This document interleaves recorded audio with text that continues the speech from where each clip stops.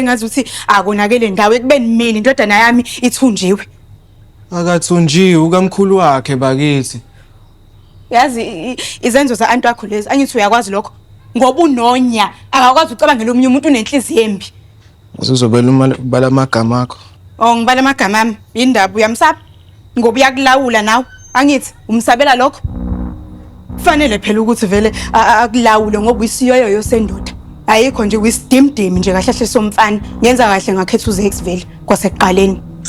Yazi uyanginyanyisa Sipho uyanginyanyisa ngoba mina ngathi ngikhula wena waqhubeka lokuncetheza la kubaba wakho. Yodwa kuphela into enhle yaqhamuka la kuwena uManqobo. Okunye nje ayikho indaba yakho. Lalela la. Gcina ngikhuluma nami kanjani. Uzokwenzani?